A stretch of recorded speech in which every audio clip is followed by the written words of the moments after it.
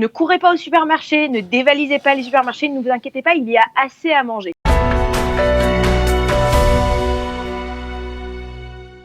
Bonjour Eliana. Bonjour. On vous voit pas. Non. Ah bah ça c'est, ils m'ont appelé en audio, alors ça va pas D'accord. aider. Bon, bah... Et là on me voit. on va clignoter là on vous voit, c'est bon. Voilà, dans le jardin. Ah bah c'est super. Sur le balcon, Eliana. Voilà, on est tous sur la Mirpesset Chéroute, comme ça on peut parler ce matin. Alors, on va pas dire que vous avez du temps, mais on va dire que vous regardez quand même ce qui se passe sur la toile et il y a des podcasts qui sont postés. Alors justement, je regarde pas, j'écoute parce que des fois j'ai besoin d'utiliser mes mains, mais c'est vrai que avec ce temps qu'on a à la maison, il y a plus de temps pour écouter des podcasts et essayer de suivre en fait l'actualité par le biais d'émissions radio. Donc j'écoute Studio Calita et en dehors de Studio Calita, j'écoute encore 2-3 petites choses. Oui, Eliana, alors vous avez entendu quoi d'intéressant ? Alors, j'aimerais vous parler de 2 podcasts ce matin que j'ai trouvé passionnants. Un de France. Il y a une émission sur Europe 1 qui s'appelle Le Monde Bouge avec Axel de Tarlet, qui est un présentateur économique. Il a parlé d'un groupe d'Américains qui travaillent dans le monde de la bourse et qui ont inventé un nouvel index. Vous savez qu'à la bourse, on a des index que l'on suit et qui s'appelle l'index Stay at Home, donc rester à la maison. C'est un index, en fait, qui fait le tour des sociétés qui risqueraient ou qui en effet montent ces derniers temps, puisque ce sont des index qui sont utilisés. Alors un exemple, c'est Netflix. Je ne sais pas si vous avez Netflix, mais c'est peut-être l'occasion de l'avoir. Si vous passez beaucoup de temps à la maison et que vous n'avez rien à faire, alors c'est peut-être l'occasion de vous inscrire à ce système de vidéos sur demande sur Internet. Ça, c'est la première chose. Alors pour la petite histoire, j'ai aussi regardé, c'est un podcast qui a, 5-6 jours. Et depuis, donc, il y a par exemple l'application Zoom que tout le monde utilise en ce moment, en particulier dans le monde du travail.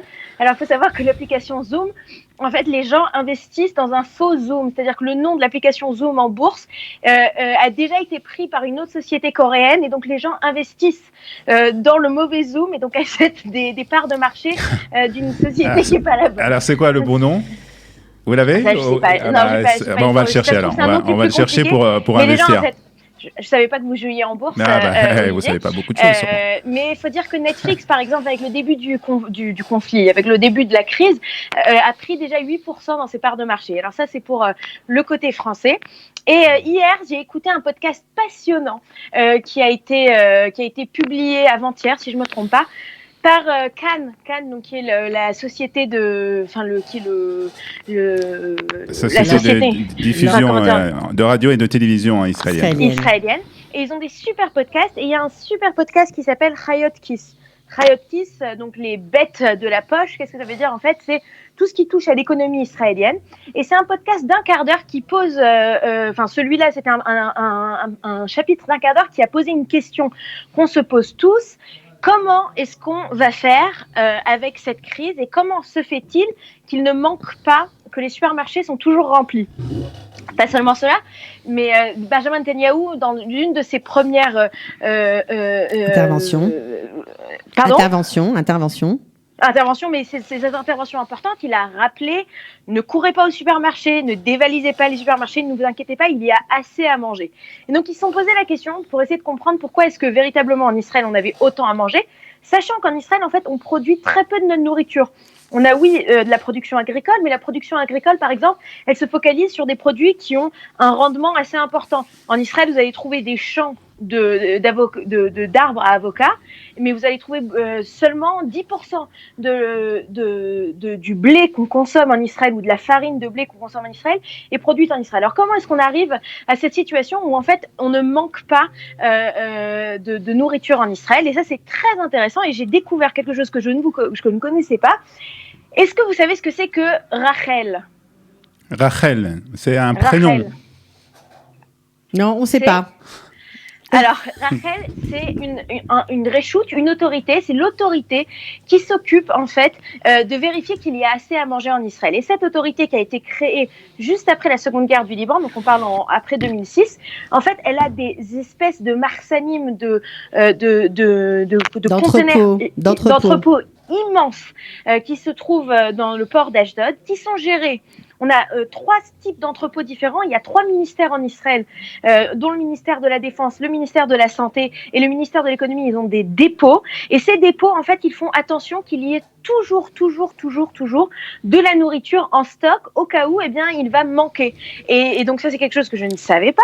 Et je ne sais pas si vous le saviez. Et donc ces stocks-là sont en permanence, on fait attention à ce qu'il y a à manger et ce qui permet en fait à ce que toujours on n'ait pas une situation de crise où il manque à manger. Il y a une autre raison pour laquelle on a énormément à manger et il ne faut pas s'inquiéter, c'est que dans tous les cas, nous on a la fête de Pessah qui arrive dans 2 semaines. Dans tous les cas, les entrepôts étaient prêts avec les produits cachers des Pessah qui sont préparés 2 à 3 mois à l'avance. Donc là, tout était prêt pour Pessah. Et enfin, une troisième raison pour laquelle on a énormément à manger en ce moment et il ne faut pas s'inquiéter, c'est que les hôtels sont vides et les salles de mariage sont vides, alors que ces 2 acteurs, entre guillemets, de l'économie israélienne en général, consomment énormément de choses, consomment par exemple dans les hôtels les œufs ou les produits laitiers du matin, du petit déjeuner. J'ai pas besoin de vous expliquer qu'est-ce que ça doit représenter, alors que normalement on a ces quantités de nourriture qui sont énormes.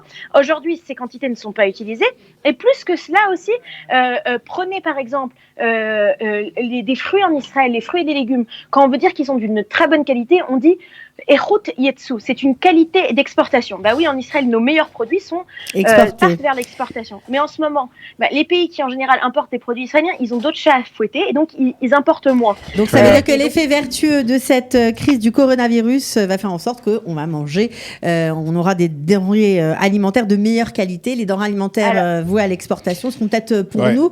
Aujourd'hui, vont rester dans le pays et ça, c'est plutôt sympa pour nous, consommateurs israéliens. Très bien, il y a des bons côtés de cette crise.